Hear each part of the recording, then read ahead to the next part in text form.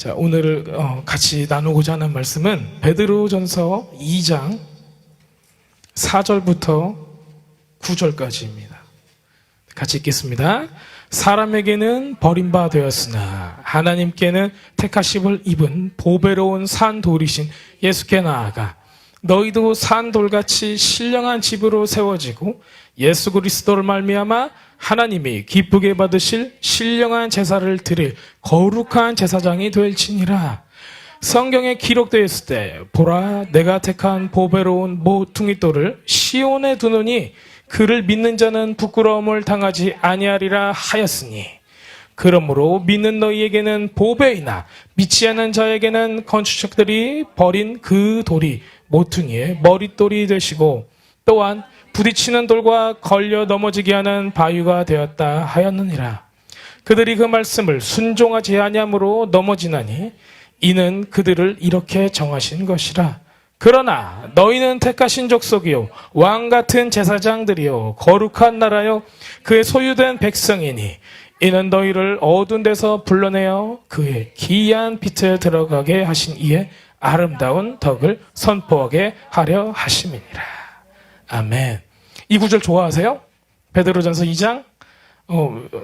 저는 굉장히 좋아하는 게 이제 왕같은 제사장. 퀘스천 마크가 있었죠. 왕같은 제사장이 도대체 무엇일까?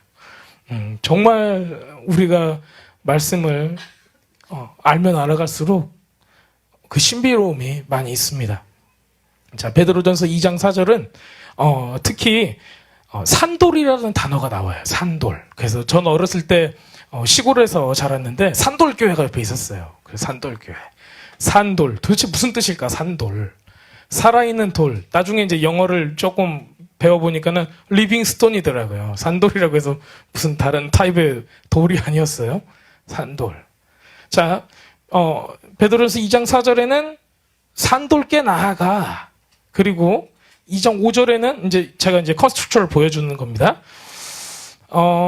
신령한 제사를 드리는 거룩한 제사장이 되어라. 이렇게 되어 있어요. 그 다음에 6절에 보면은 또 모퉁이 돌을 시온에 두느니 이를 믿는 자는 이렇게 되리라. 이렇게 말씀하고 계세요. 7절에 보면은 또 모퉁이 돌이 계속 나옵니다. 8절에 보면은 모퉁이 돌의 이제 반대적인 역할이 나와요. 돌에 걸려 넘어지게 하는 바위가 되려니와.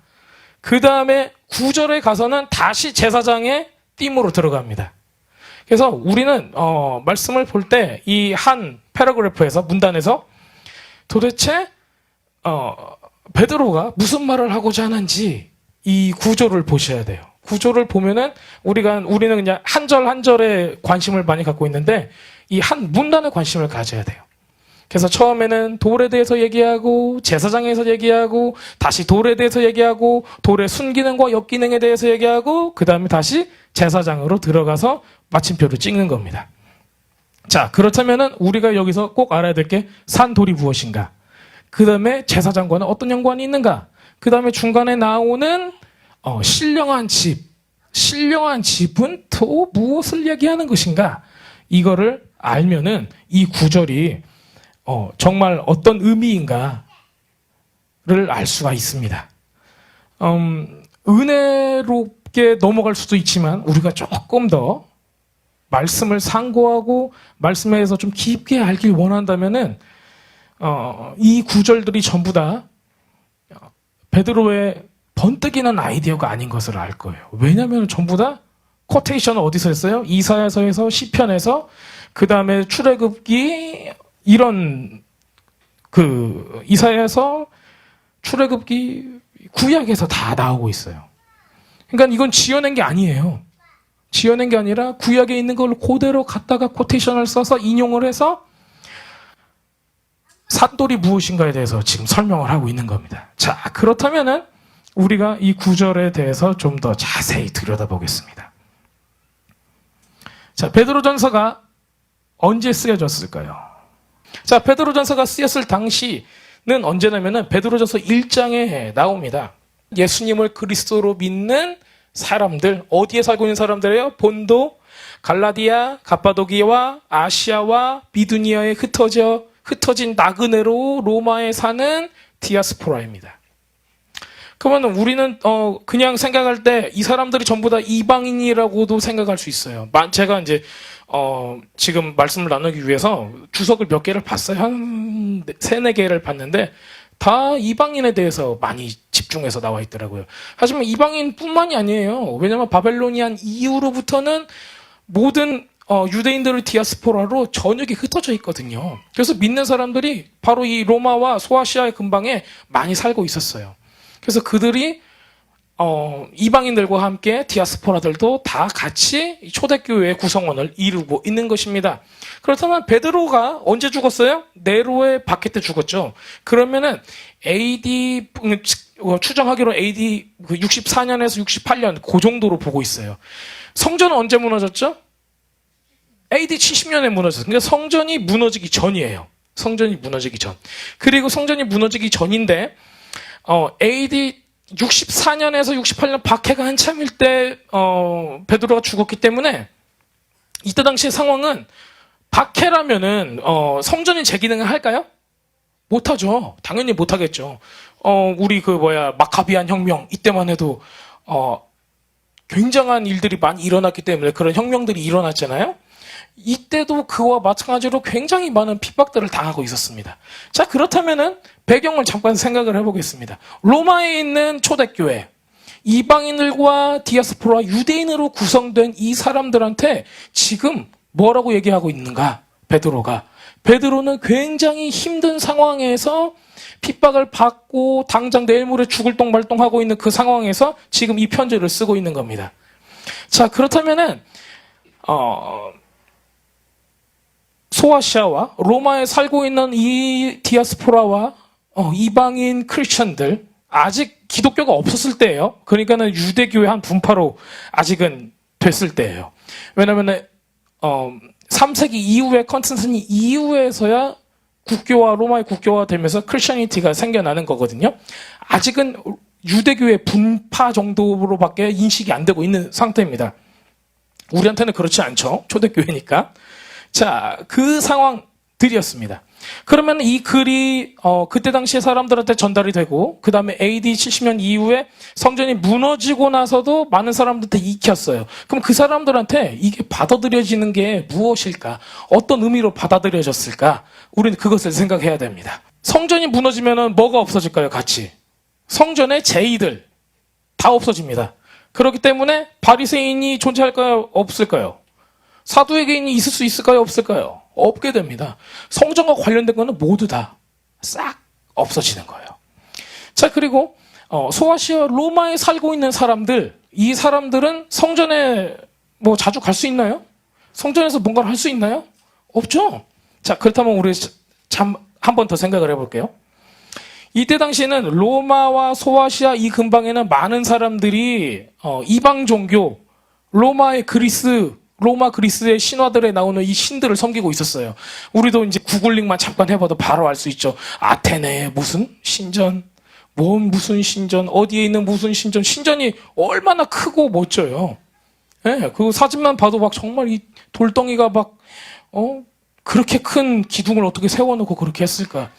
그때 당시에 생각을 한번 해봐요. 그때 당시의 문화와 그때 당시의 상황들. 많은 이방인들은 다 자기의 신을 섬기고 있었어요. 많은 이방인들은 다 자기의 신을 섬겨서 어디에 섬겨요? 신전에서 섬기고 있었다는 겁니다. 신전에서 섬기고 있었어요. 그런데 누구만 없어요? 우리만 없어. 우리만. 우리가 갈 곳이 없는 거예요. 복음을 전하는데 얘기할 게 없는 거예요. 야, 그래서 너네 교회 어디야? 너네 성전 어디야? 말을 못 하겠는 거예요. 그러면 이방인들 입장에서 보면은 너네 신은 죽었구만. 성전도 없구만. 뭘 믿으라고 그래? 누굴 섬기라고 그래? 성전도 없는 것들이. 그런 거예요. 자, 이 상황에 그럼 얼마나 서러웠을까요? 우리 성전이 지금 없어. 예루살렘까지 가야 되는데 지금 네로가 핍박해가지고 거기 가서도 뭘 할 수가 없어요. 누구를 어떻게 섬길까? 하나님께 어떻게 예배를 드릴까? 어떻게 희생제물을 드릴까? 왜냐면 그때는 그 이방인들만 있는 게 아니에요. 유대인들도 거기에 섞여 있는 거예요. 예수를 메시아로 믿는 유대인들도 거기에 섞여 있는 거예요. 그들의 고향 생각을 하면 어떨까요? 아, 6월절에, 오순절에, 장막절에 이 이루어졌던 모든 예식들, 하나님께 예배하던 모든 것들이 막 주마등처럼 스쳐가겠죠. 뭐 그 서름을 갖고 있는 거예요. 남들은 얘기합니다. 야, 너의 하나님이 어디 있느냐? 하나님이 어디 있어? 너네 성전은 다 이제는 쓰지도 못해. 나중에 AD 70년 이후에서는 어땠을까요? 그곳에 살고 있는 디아스포라들과 이방인 기독교인들은, 초대교회 성도들은 정말 뭐라고 할까? 족보 없는 자식처럼 그러고 있었겠죠. 지금 그런 상황 가운데 베드로가 편지를 씁니다. 어디를 향해서요? 바로 로마와 이 소아시아 근방에 있는 디아스포라, 그리고 초대교회 이방인들을 향해서 지금 편지를 쓰고 있습니다. 자, 많은 사람들은 상실감과 배신감, 몸도 마음도 영혼도 어찌할 수 없는 통곡을 하러 살아가고 있는데 베드로가 외칩니다.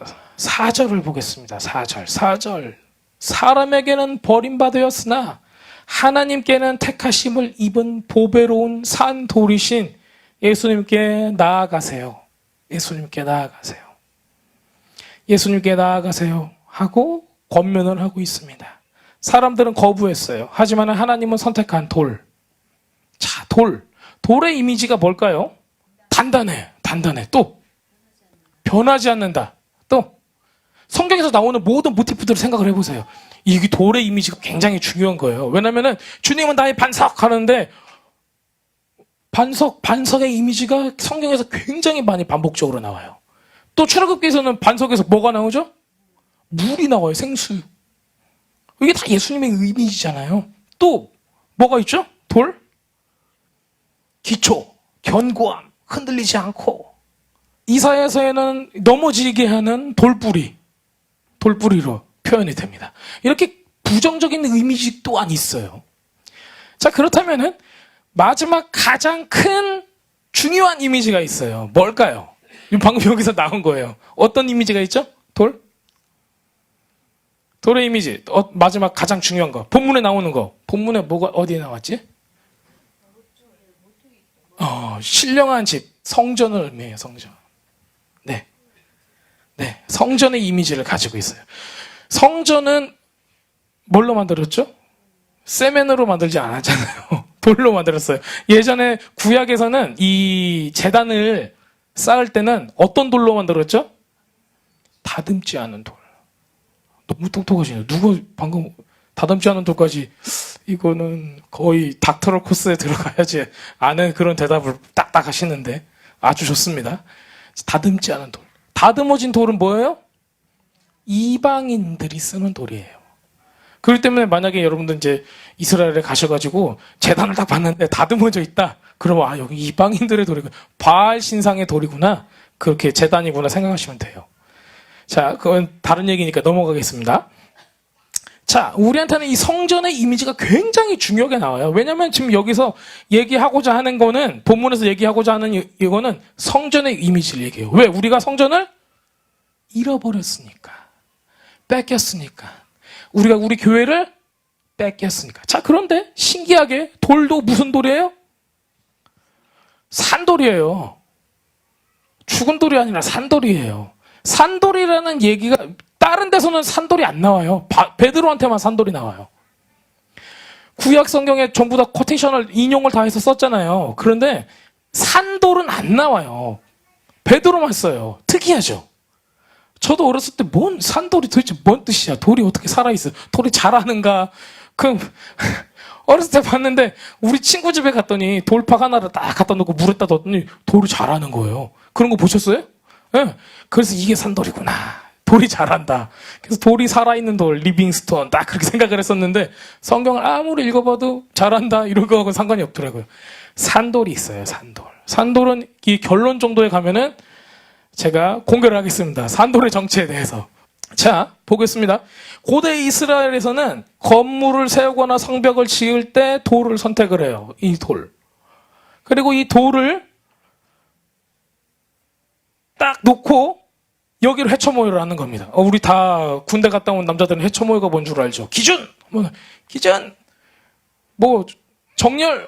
좌우로 몇 행 몇 열! 정렬 하면은 그래가지고 줄이 딱 섭니다. 네, 그거 못하면 혼나죠. 자, 기준이 돼요, 기준. 기준이 되는 거예요. 그 돌이 기준이 되는 거예요. 그게 머릿돌이에요. 모퉁이돌이에요. 맨 모퉁이에 딱 있고 좌로 몇 개, 뒤로 몇 개 하면은 그만큼이 전부 다가 성전터가 되는 거예요. 건물터가 되는 거예요. 그래서 이제 이런 점에 착안을 해서 많은 교회들이 모퉁이돌을 이렇게 만들어서 썼어요. 그렇죠. 기억 한국에 가면은 머릿돌, 모퉁이돌 끝에 이렇게 해서 이제 막 새겨놓고 이 집의 주인은 그리스도시요 딱 써놓는 것도 있어요. 미국 교회도 그렇고 한국 교회도 그렇고 이런 것들이 많이 있습니다. 그런 모티프에서 나온 거죠. 자, 어쨌든 옛날에 고대 이스라엘에서는 건물을 지을 때 성벽을 지을 때 이런 식으로 기준이 되는 돌을 세워놨어요. 그러면 이 돌을 시작으로 해서 건물이 세워지는 겁니다. 그러니까는 성전의 시작은 누구예요? 산돌이신 예수님이세요. 그분이 기준이 됐기 때문에 우리가 그 옆에 설 수가 있는 거예요. 자, 이렇게 돌을 시작해서 돌들이 어떻게 돼요? 그러면은 다 줄을 쓴다는 것 자체가 어떤 걸 의미하죠? 돌들이 연합을 하는 겁니다. 돌들이 연합을 하면은 완공이 돼요. 근데 그 중에서 돌 하나가 나 이거 싫어 안 할래. 돌들이 서로 이간질을 해요. 또 그 돌들이 또 어디가 좀 부서져요. 그거 어떻게 되겠어요? 그러면 성전이 건물이 완성이 안 되겠죠. 네, 그렇습니다. 돌들이 연합한 이 얼마나 조화롭게 연합이 되었는가? 이게 우리한테 나타내는 거, 보여지는 거, 이런 완성품이 어떤 모습으로 나오는가를 알 수가 있는 거예요. 성전이라면은 어떤 모습을 상상하세요? 자, 이스라엘 가셔서 한번 보세요. 자, 이렇게 우린 돌을 딱 놓고 좌우로 다른 돌들을 세워나가서 건물이 완성되고 성벽이 완성이 되고 성전이 완성이 되는 것들을 우리가 볼 수가 있습니다. 자, 근데 이 말을 누가 하고 있는 거예요? 베드로. 베드로의 히브리 이름은 뭐죠? 네? 게바. 이 게바의 헬라식 이름은 뭐죠? 페트라. 그렇죠. 그러면은 결국에는 뭐예요? 이름이 돌이에요. 반석이에요. 그래서 돌이 돌 얘기를 하는 거예요. 굉장히 이게 언어의 유의예요. 그러니까는 베드로 아니면은 이 얘기를 해도 그냥 별로 힘이 없죠.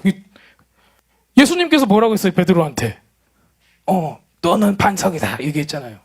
너는 반석이다. 그렇기 때문에 그때부터는 베드로는 그래 나는 반석이야. 그 반석에 대해서 얘기할 때마다 이제 딱 등장을 하는 겁니다. 베드로의 전매 특허가 되는 거죠.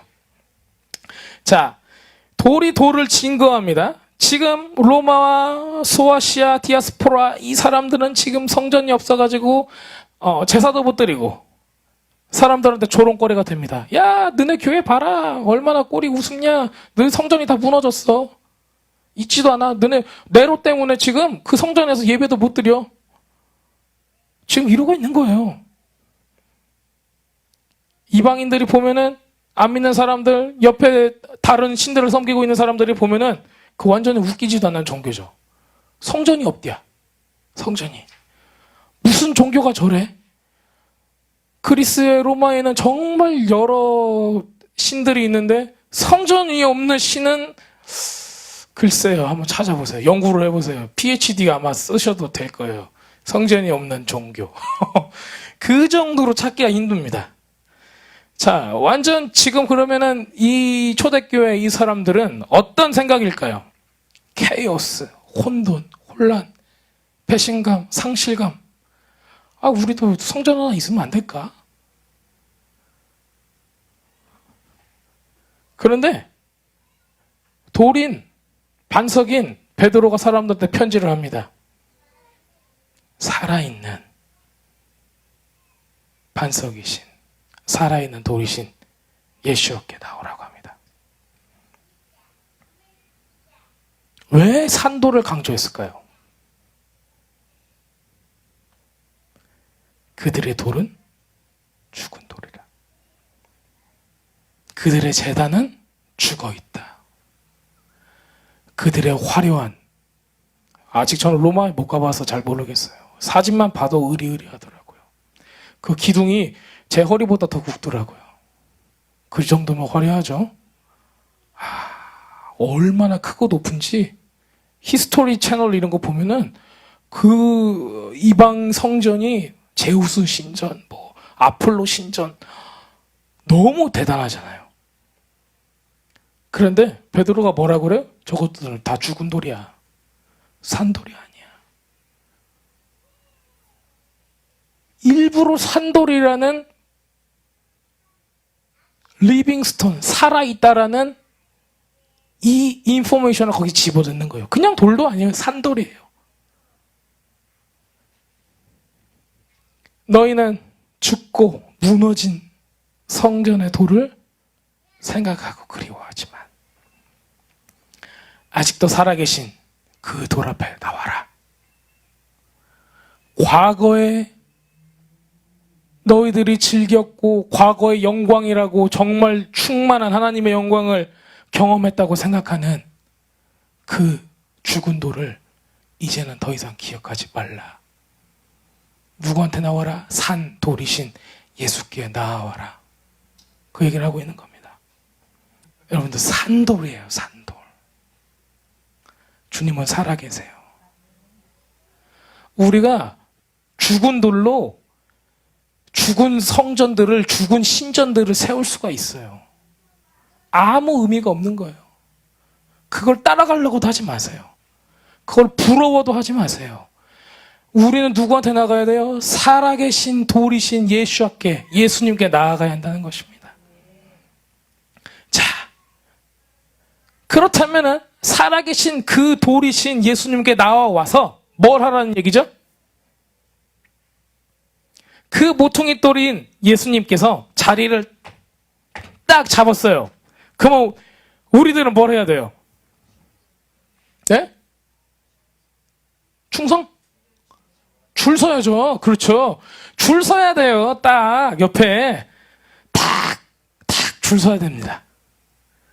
줄을 막 서서, 여러분들이 줄을 막 서서 하나가 싹 돼보세요. 어떤 모습이 될까요? 궁금하시죠? 어떤 모습이 될까? 안 궁금하세요? 이게 계시록에 나와 있어요. 우리는 살아있는 돌의 그 생명을 받아서 그 돌처럼 돼서, 지금 보세요. 너희도 산 돌같이 신령한 집으로 세워져라. 명령하고 있어요. 지금 권고하고 있는 거예요. 누구처럼 닮아가라. 누구처럼 하라. 산 돌이신 예수야처럼 산 돌같이 신령한 집으로 세워져라. 그리스도로 말미암아 하나님이 기쁘게 받으신 신령한 제사를 드릴 거룩한 제사장이 될지니라. 자, 성전은 뭐 하는 곳이에요? 제사를 드리는 곳이에요. 그렇다면 어떻게 되는 거예요? 우리가 신령한 집이 된다면은 우리 가운데서 무엇이 일어납니까? 신령한 제사가 일어난다는 것입니다. 여러분들 죽은 돌에 신경 쓰지 마세요. 산돌을 바라보세요. 그래서 여러분들이 예수님께 나아가서 산돌같이 신령한 집으로 우리들이 세워져야 되는 거예요. 다른 사람은 신경 쓸 필요가 없어요. 연합하세요. 그렇게 해서 우리가 신령한 제사를 드린 어떤 사람이 돼요? 제사장이 되라. 지금 제사장의 모티프가 첫 번째로 나왔습니다. 9절에 보면은 제사장의 모티프가 또 나와요. 너희는 택하신 족속이요 왕같은 제사장이니. 신령한 집으로 지어지고 하나님의 성전, 우리가 살아있는 하나님의 처소가 되는 겁니다. 우리가 하나님의 성전이 돼서 우리를 통해서 예배를 드리고 우리를 통해서 하나님의 임재가 흘러나오고 우리를 통해서 세상이 변화되는 겁니다. 마치 예수님께서 죽으시고 살아나셔서 우리를 위해서 성전이 되신 것처럼 예수님은 부활과 생명의 첫 열매가 되셨어요. 그리고 베드로가 얘기하는 걸 보세요. 여태까지는 산돌이 성경 어디도 나오지 않아요. 근데 예수님이 처음 산돌이 되는 거예요. 그래서 모퉁이 돌의 1번으로 딱 쓰시는 겁니다. 그러면 우리한테도 되라는 게 뭐예요? 산돌이 되라는 거예요. 그러면은 부활, 생명의 몇 번째 열매가 되죠? 첫 번째 다음이겠죠. 두 번째일 수도 있지만은 뭐 2만 3천 갈 수도 있고 막 수십억 명이 될 수도 있어요. 우리는 그걸 바라죠. 천국이 차고 넘쳤으면 좋겠죠. 뭐 딱 갔더니 예수님하고 나밖에 없어. 그럼 큰일 나잖아요. 너 왜 왔냐? 그러실 것 같아요. 뭐, 아무것도 못했어요. 뭐 이러면 안 되잖아요. 많아질 거예요. 천국은. 첫 열매이신 예수님을 따라서 우리도 예수님과 같은 그 라인 안에서 딱 줄을 서는 겁니다.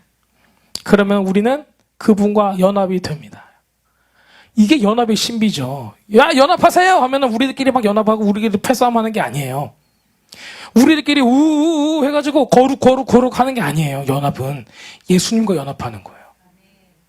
예수님과 연합하면요, 악한 것들을 배척하기보단 변화시키려고 해야 돼요. 많은 사람들이 죄인이라고 손가락질을 하는 게 너무 쉬워요. 우리는 거룩하고 저건 아니니까 하기 쉬운데 예수님은 안 그러셨잖아요. 어딜 보세요. 예수님이 야, 내가 너희들 바리새인들, 서기관들, 똑똑한 사람들을 위해서 왔나, 죄인들을 위해서 왔나 생각해 보세요. 정죄하는 거 말고 죄인들을 어둠 가운데서 끌어낼 수 있는 사람. 이게 원래는 여기 뒤에 나오죠. 그 기이한 빛에 들어가 계신 이 아름다운 덕을 선포하게. 자, 그래서 우리는 이렇게 자리를 잘 잡아서 신령한 하나님의 성전으로 다시 지어져야 됩니다. 자, 신령한 집은 예수님이 모퉁이 돌이 되셨기 때문에 인간이 만든 집이 아니라 영적인 집이 되는 겁니다. 하나님께서 직접 디자인하신 영적인 집. 이 집이 어디 있을까요? 네, 그렇죠. 마태복음 16장 18절, 아마 이 다음 PPT에 있을 거예요. 네, 자, 읽어볼게요. 또 내가 내게 이르노니 너는 베드로다. 내가 이 반석 위에 내 교회를 세우리니 음부의 권세가 이기지 못하리라. 이거 너무 유명한 구절이죠. 다 아시죠? 네, 무슨 얘기예요? 너는 베드로다. 너는 뭐다? 반석이다. 지금 이거 가지고 이제 카톨릭에서는 야, 베드로가 초대 교황이야 막 이런 얘기 하잖아요. 그건 절대 그런 얘기 아니죠. 그렇죠? 너는 반석이야. 그리고 내가 반석 위에 내 교회를 세울 거야. 그리고 음부의 권세가 이기지 못하리라. 자, 그럼 우리가 지금 반석에 대한 이미지를 봤어요. 네. 그 다음에 여기다 한번 넣어볼게요. 반석은 믿음의 이미지를 가지고 있어요. 믿음. 베드로가 이때 뭘 고백했죠? 그는 주는 그리스도시요 살아계신 하나님의 아들이십니다라는 신앙 고백이 어디서 왔어요? 어디서 왔어요? 성령께서 가르쳐 주셨다고 했었잖아요. 예수님께서. 그렇죠? 사람이 가르쳐 준 게 아니다. 성령께서 가르쳐 주셨다. 이 고백이 성령으로 되는 사람이 어떤 사람이 돼요? 어떤 사람이 돼요? 반석이 되는 거예요. 이 사람만이 반석이에요. 베드로의 이름이 반석이기 때문이 아니라 예수를 주요 그리스도라고 믿는 사람한테는 반석이라는 칭호가 생겨나는 거예요. 그 사람이 어떻게 되는 거예요? 그 사람이 그 반석 위에 내 교회를 세운다. 반석이 뭐예요? 그 믿음이에요. 믿음. 그 믿음 위에 뭐를 세우리니? 교회를 세우리니 반석들이 그 위에 세워지는 거예요. 예수는 그리스도라는 그 믿음이라는 그 말씀이라는 하나님의 말씀, 그 약속이라는 그 터 위에 세워지는 거예요. 그 신앙을 고백하는 사람들이 딱딱딱딱딱 해서 연합을 쫙 해요. 그 다음에 건물이 되는 거예요. 이런 건물이 아닌 영적인 거죠. 영적인 성전이 되는 거예요. 그러면은 그건 어떤 모습으로 되겠죠? 교회의 모습으로 되는 거예요. 우리가 갖고 있는 교회의 모습은 사람들이 이렇게 모여가지고 이렇게 하고 이렇게 하는 교회니까 그게 아니에요. 성경에서 얘기하고 있는 교회는 바로 요거예요.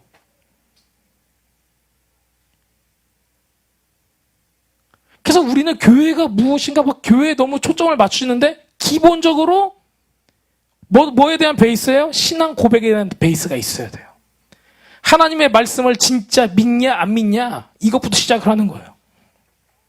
그러면은 이런 연합체는 음부의 권세가 이길 수 있어요? 없어요? 없죠. 이 모티프를 가장 잘 알고 있는 사람이 누구예요? 베드로예요. 그러니까 베드로가 베드로 전서에서 한번 또 쓰는 거예요. 왜? 이거는 내가 얘기할 때 가장 파워풀하니까. 요한이 이 얘기하면 재밌겠어요? 별로 재미없겠죠. 마태가 이 얘기하면 재밌겠어요? 별로예요. 삭개오가 이 얘기해보세요. 별로 효과가 없습니다. 하지만 베드로가 얘기하면은 우리는 끄떡끄떡 할 수 있죠. 예수 그리스도를 통해서 하나님께서 받으실 만한, 하나님께서 충분히 받으실 만한 영적인 희생 제물을 드리는 거룩한 제사장이 되라, 성전이 되라라고 지금 우리에게 권면을 하고 있습니다. 그때 당시에 사람한테도 했고요. 지금 우리한테도 똑같은 권면을 하고 있습니다.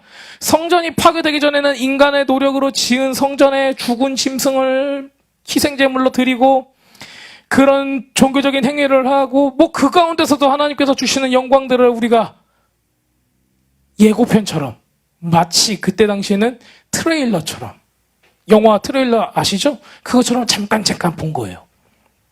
자, 그런 종교적인 행위, 그런 것만 생각하고 있다면은 버려라.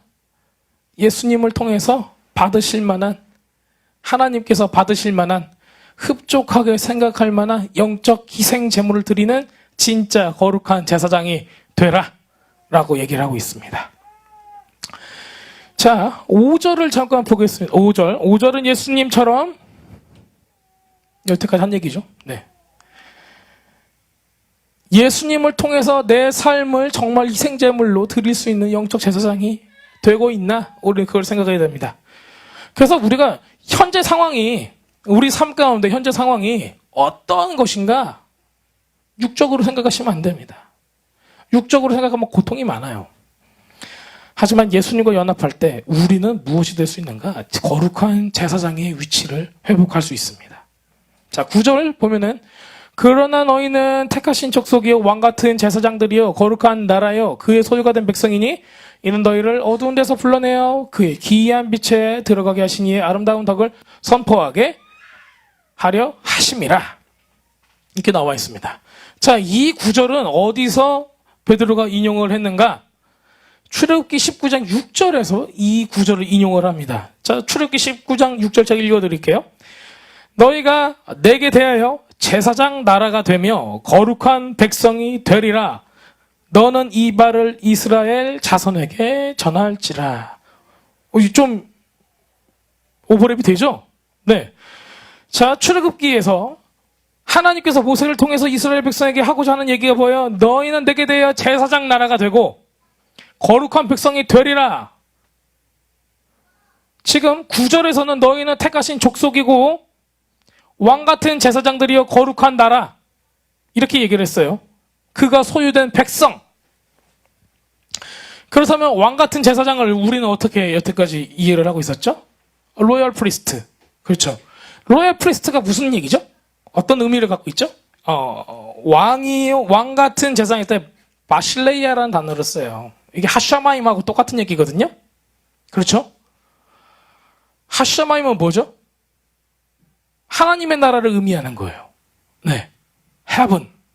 그게 마태복음에서는 유대인들은 하나님의 나라, 킹덤 오브 갓이라는 단어를 쓸 수가 없었어요. 왜? 어떻게 갓이라는 단어를 써? 못하니까. 그냥 하샤마임이라고 해요. 하늘이라고. 근데 여기에 바슬레이아가 그대로 쓰여요. 왜? 베드로는 누구예요? 유대인이니까. 그럼 베드로가 바슬레이아라는 단어를 쓰면은 하샤마임이라는 단어를 써요. 그러면 이거를 영어로 직역을 하자면은 제가 듣기적인 이래요. 킹덤 프리스트예요. 킹덤 프리스트. 좀 느낌이 안 오세요? 그냥 엥 하고 계시네. 킹덤 프리스트예요. 여러분들은 예수님의 산돌이신 예수님께 나와서 산돌로 지금 예수님 옆에 딱딱딱 쓰는 사람들은요, 그냥 프리스트가 되라는 게 아니에요, 지금. 킹덤 프리스트가 되라는 거예요. 하나님의 나라의 프리스트가 되는 거예요. 다가올 하나님의 나라, 이미 임한 하나님의 나라의 프리스트가 되는 거예요. 그래서 이거는 왕 같은 제사장이 그 뭐 같은 거야, 그게. 왕 같은이라는 단어가 나라, the nation, kingdom 이건 뜻을 가지고 있어요. 실제 헬라어로 보면은 킹덤 프리스트를 얘기하는 겁니다. 자, 그렇다면은 여러분들이 된다. 무엇이 된다? 여기서 나오는 제사장, 어떤 제사장? 킹덤 프리스트가 된다는 것입니다. 하나님의 나라의 제사장. 그러면 얼마나 그 위치가 대단할까요? 자, 별로 안 좋으세요? 좋죠? 네. 그냥 제사장도 아니에요. 킹덤 프리스트. 구약의 제사장은 정말 힘들었어요. 소 잡고 염소 잡고 양 잡고 얼마나 힘들었겠어요. 자, 제사장에 대해서 그러면 지금 좀 알아보려고 해요. 야, 계속 제사장이 되라고 하는 거예요. 산돌이 돼서. 근데 제사장 지금 몇 시죠? 할 시간이 아직 남아있어요. 제사장이 되래요. 근데 무슨 제사장이 되라는 거예요? 이게 돌하고 무슨 관계가 있어요? 제사장이? 무슨 관계가 있을까요? 자, 출발해 보겠습니다. 자, 제사장은 어디서 나오냐면은 출애굽기 28장 나옵니다. 자, 돌려주세요. 다음. 네, 출애굽기 28장 4절 같이 읽어보겠습니다. 그들이 지을 옷은 이러하니 곧 흉패와 에봇과 겉옷과 반포 속옷과 관과 따라 그들이 내 형 아론과 그 아들들을 위하여 거룩한 옷을 지어 아론이 내게 제사장 직분을 행하게 하라. 자, 아론과 아들들을 위해서 하나님께서 무엇을 지어서 입혔어요? 이 모든 것들을 흉패, 에봇, 겉옷, 반포, 속옷, 관, 띠 다 나왔어요. 그렇죠? 꼭 뭐 같아요? 전신갑주 같지 않아요? 막 의외 흉배도 있고 막 그러잖아요. 띠도 있고. 원래는 그 전신갑주가 여기서 나와요. 오리지널리티가. 네, 이사야서에도 있고 이제 몇 군데 다 나오거든요. 자, 그 얘기를 하려는 게 아니라 지금 하나님께서 제사장들을 모형으로 지금 구약에서 이런 것들을 입혔어요. 저도 이제 출애굽기, 레위기, 민수기, 신명기 이런 거 읽으면 막 엄청 졸았어요. 막 뭔 얘기야 도대체. 그리고 그거 막 이미지로 보면은 정말 옛날 좀 너무 오래된 거 아니야? 이렇게 생각을 했었어요. 근데 옛날 당시에 몇천 년 전인데 그 당시에 저렇게 금으로 막 치장을 해서 다 했다고 생각을 해보세요.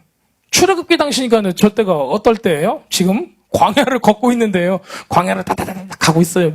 장정만 얼마? 60만. 그 애들까지 다 합치면 얼마예요? 시끄럽겠죠. 막 한 300만 됐을 거예요. 그럴 거예요. 자, 그런데 그렇게 가는데 어떻게 지금 제사장을 치장을 시켜놓는 거예요? 하나님께서? 이 모든 것들을 다 치장을 하는 거예요. 실도 청색실, 홍색실, 뭐 흰색실 린넨에다가 막 여러 가지를 해가지고 지금 보면은 흉패는 뭘로 만들어요? 금으로 만들죠. 금으로 막 쳐가지고 플레이트를 만들어요. 막 우림과 둠민도 넣고 여기다가 막 그 어깨에다가 보석도 넣고 거기다가 12지파 이름도 막 새기고 막 그런단 말이에요. 자, 우리 그러면은 28장 여기 15절부터 같이 또 읽어볼게요. 너희는 판결 흉패를 에봇 짜는 방법으로 금실과 청색, 자색, 홍색 실과 가늘게 꽂 배실로 정교하게 짜서 만들되 길이와 너비가 한 뼘씩 두 겹으로 네모 반듯하게 하고 그것에 네 줄로 보석을 물리되 첫 줄은 홍보석, 황옥, 녹주옥이요. 둘째 줄은 석류석, 남보석, 홍만호요. 정보석, 금광석, 셋줄은 호박, 백만호, 자수정이요. 넷째 줄은 녹보석, 호만호, 벽옥으로 다 금태에 물릴지니 이 보석들은 이스라엘 아들들의 이름대로 12이라 보석마다 12지파에 한 이름씩 도장을 새기는 법으로 새기고. 자, 저 돌들이 뭔 돌이에요? 보석이죠. 보석 뒤에다가 뭘 새겼어요? 이름을 새겼어요. 자, 저 보석이 어디에 물려 있어요? 금판에 딱 있는 거예요. 자, 여러분도 저런 금 갖고 계세요? 집에? 없죠? 막 금으로 된 판이 그냥 딱 있어가지고 거기에 보석들이 뻑뻑뻑뻑뻑 12개가 딱 있어요. 그럼 변신 딱 할 것 같죠? 얼마나 멋있어요. 지금 근데 이거를 제사장을 위해서 하나님께서 치장을 해주신 거예요. 제사장을 위해서. 예표죠, 예표. 무엇에 대한 예표일까요? 영적 제사를 드리기 위해서 저런 옷을 입히는 거예요, 하나님께서. 저기 또리 아빠가 저거 해요? 못하죠. 제사장, 코엔 가돌이 하는 거예요. 대제사장. 입는 옷이에요. 그들이 입는 옷이에요. 저기 보면은, 여기 보면은 판결 흉패가 있어요. 판결 흉패. 판결 흉패가 뭘까요? 우민과 둠민. 그쵸? 우민과 둠민. 우민과 둠민은 무엇 때문에 사용했어요? 하나님의 뜻인가 아닌가? 저지먼트에 대해서 나왔어요. 네. 코셴, 미시팟, 뭐 이렇게 돼요. 판결 흉패. 그래서 이것이 예 아니면은 OX 퀴즈처럼 딱 나타나죠. 네. 무엇을 알고자 하는 거예요? 하나님의 뜻. 제사장은 이겁니다. 하나님의 뜻을 분별하는가? 하나님의 뜻을 분별하여 영적 제사를 드릴 수 있는가에 대한 예표예요, 구약은. 자, 이게 신약으로 넘어와요. 그 기능은, 그 제사장 직분은 구약처럼 되진 않아요. 하지만 지금 베드로는 우리한테 뭐 하라고요? 그 직분을 너희들이 이어라 해요. 그러면 뭐라고 말씀하실래요? 12지파를 대표하는 이 보석들이 다 박혀있고 하나님의 뜻을 분별할 수 있고 이 12개의 돌들이 서로 연결되어 있습니다. 하나님께서 이 돌들을 뒤에다가 이름을 써놨어요. 자, 생각을 해보세요. 여러분들의 가장 소중한 게 있어요? 부자가 아니라서 다 없을 수도 있어요. 보석 같은 거. 가장 값 나가는 게 뭐예요? 여러분들 가지고 있는 것 중에? 거기에 이름 새겨 넣으셨습니까? 이름? 여러분들 정말 이만한 다이아몬드 하나 있다면 거기에 누구 훔쳐갈까 모르니까는 이름이라도 좀 써놔야 할 거 아니에요. 하나님은 이 보석에다가 이름을 새겨 놓으셨어요. 자, 생각을 해보세요. 제사장의 가슴판에, 금으로 된 가슴판에 보석을 새겼어요. 보석을 딱딱 물려놨어요. 12개를. 하나, 둘, 셋, 하나, 둘, 셋, 하나, 둘, 셋, 하나, 둘, 셋, 12개 딱 있어요. 하나를 딱 빼가지고 딱 보니까는 내 이름이 딱 있어. 기분이 어떠실 것 같아요? 별로 감동 안 하시네. 내 이름이 딱 있는 거예요. 오 마이, 으아! 하나님이 우리를 바라보는 눈이에요, 이게. 자, 거기 뒤를 딱 까보면 여러분들 이름이 있는 거예요. 내 사랑하는 자들, 내 자식들, 나의 신부. 내 이름이 거기 있는 거예요. 왜 내 이름이 거기 있죠? 이렇게 반문하는 사람이 있어요. 왜 제 이름 알려줄 줄 없는데 왜 거기 제 이름이 있죠? 자, 예수님 믿었으면은 우리는 거기에 자기 이름이 있어야지 정상이에요. 없으면 안 돼요. 얼마나 소중한지, 여러분들이 얼마나 소중한지 하나님께서는 여러분들의 이름을 그 보석 가운데 새겨 놓으셨습니다. 그리고 항상 보면서 즐거워하시죠. 자, 방금 우리가 읽은 이 출애굽기 본문은 제사장을 위해서 거룩한 신성한 의복을 만드는 모습을 보여주고 있어요. 이 의복을 입는 사람이 뭘 할 수 있어요? 하나님을 섬길 수 있게 되는 겁니다. 12개의 보석, 그리고 제사장의 가슴판에 새겼던 이 12개의 보석이, 그렇다면은 방금 베드로 전서에 나오는 산돌, 그리고 신령한 집, 성전을 짓는 그 모습하고 무슨 상관이 있을까요? 제사장이 되라고 해서 우리가 제사장의 모티프를 가지고 지금 제사장이 어떤 모습으로 있는가, 어떤 모습으로 하나님을 섬겼는가는 보았어요. 그런데 과연 이게 베드로가 얘기하는 모습하고 무슨 관계가 있을까요? 자, 그 대답을 제가 해드리겠습니다. 신약에서 이게 나와요. 요한이 요한계시록을 쓰는데요. 이 다음을 보여주시면은 요한계시록이 나타납니다. 자, 계시록에 읽어보겠습니다. 21장 18절에서 21절까지. 그 성곽은 벽옥으로 쌓였고 그 성은 정금인데 맑은 유리 같더라. 그 성의 성곽의 기초석은 각색 보석으로 꾸몄는데 첫째 기초석은 벽옥이요, 둘째는 남보석이요, 셋째는 옥수요, 넷째는 녹보석이요, 다섯째는 홍만호요, 여섯 번째는 홍보석이요, 일곱째는 황옥이요, 여덟째는 노곡이요, 아홉째는 단황옥이니 열째는 피치옥이요, 열한째는 청옥이요, 열두째는 자수정이라. 그 12문은 12진준이 각 문마다 한 개의 진주로 되어 있고 성의 길은 맑은 유리 같은 정금이더라. 그래서 계시록 21장, 20장, 21장, 22장 이렇게 읽어보면은 사도 요한이 환상 중에 무엇을 보죠? 하나님의 나라가 임하는 걸 봐요. 하나님의 나라가 임하는 걸 봐요. 하나님의 나라가 우리가 그냥 관용적으로 생각하는 천국하는 그런 게 아니라 요한은 그거를 실질적으로 본 것처럼 지금 묘사를 하고 있어요. 그렇다면 천사가 요한을 데리고 가서 하나님 나라 가운데 정말 하나님 나라, 하나님의 왕국, 하나님의 그 성, 예수님께서 우리하고 약속하신 너희 거할 처소, 이것을 준비하셨다고 하는데 그걸 어떻게 묘사하고 있어요? 이렇게 묘사하고 있는 겁니다. 자, 성곽은 벽옥으로 쌓였고 그 성은 뭘로 돼 있어요? 정금이래요. 마지막에도 뭐예요? 성의 길은 맑은 유리 같은 정금이로다. 자, 그렇다면은 하나님 나라는 이게 뭐야? 기본 베이스가 뭘로 돼 있다는 거예요? 정금으로 돼 있다는 거예요. 그렇죠? 금으로 돼 있는 거예요. 자, 제사장의 흉패는 기본 베이스가 뭐예요? 금이에요. 이상하게 비슷한 것 같지 않아요? 자, 봐요. 그 성의 성곽의 기초석은 각색 보석으로 되어 있대요. 몇 가지예요? 12가지예요. 자, 하나님의 성이 무엇으로 지금 만들어져 있어요? 12개 보석으로 만들어져 있습니다. 그게 바로 기초석이에요. 이 12개가. 근데 이 12개가 뭐라 그러지? The Temple Institute? 거기서 이제 조사를 하는데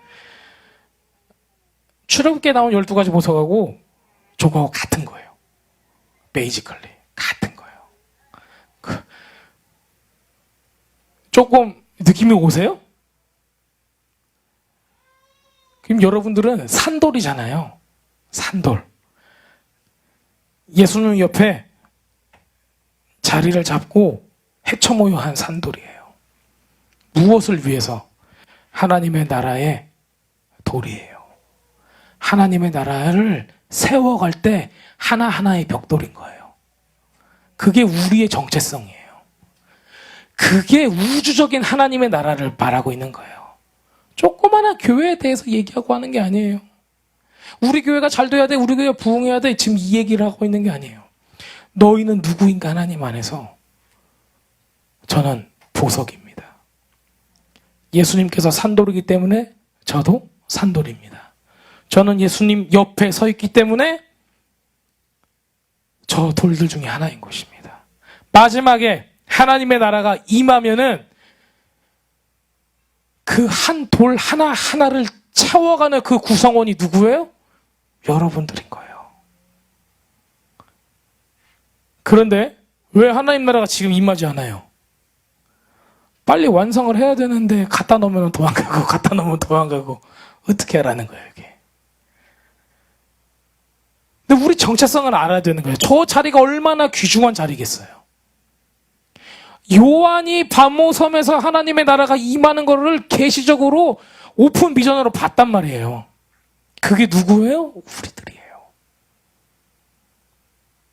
그리고 그 돌 하나를 딱 빼서 딱 보세요.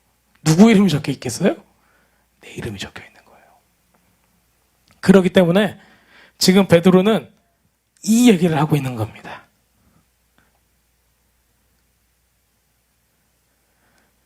자, 우리가 가슴판과 제사장의 가슴판 그리고 새 예루살렘을 묘사하는 이 요한의 글들을 볼 때 우리가 볼 수 있는 것은 하나님께서는 금으로 포장된 가슴판 혹은 그 길, 거기에 보석으로 다듬은 그 화려한 것, 거기에 우리를 박아놓고 천국에서 그분을 섬기고 아름답게 되고 영화롭게 된다는 것을 우리가 볼 수가 있습니다. 그렇다면 하나님은 이렇게 특정한 보석, 물질 이런 것들을 색깔 이런 거 굉장히 중요하게 생각하고 하나님을 섬기는데 하나님은 영화롭게 하는데 그것을 사용하기를 원하는 거예요. 그게 바로 우리 각자예요. 왜냐하면 사람이 뭘 갖고 있어요? 각자 개성이 있는 거예요. 색깔이 다 다른 거예요. 여러분들은 어떤 색깔의 보석이죠? 빨간색일 수도 있고 녹색일 수도 있고 파란색일 수도 있어요. 하지만 하나님 눈에는 뭘로 보이는 거예요? 보석으로 보이는 거예요. 자, 우리들은 이렇죠. 나는 빨간색 보석이야. 근데 저기 파란색 보석을 보면서 이렇게 얘기해. 야, 너는 너무 슬프게 생겼어. 얘기할 필요가 없던 거예요. 파란색 보석도 정말 멋있어요. 저 그린색, 너 헐크니? 막 이렇게 얘기할 필요가 없어요. 그린색 보석도 하나님 눈에 너무 아름다운 거예요.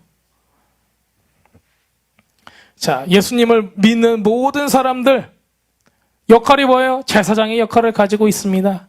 우리는 산돌로 부르심을 받았습니다. 죽은 돌이 아니라는 것입니다. 죽은 돌처럼 행동하시면 안 돼요. 아, 우리 교회 막 뭐 어째 저째 써 막 이런 얘기가 아닙니다. 살아있는 돌, 바로 우리가 살아있는 하나님의 성전이 된다는 것입니다. 누구를 통해서?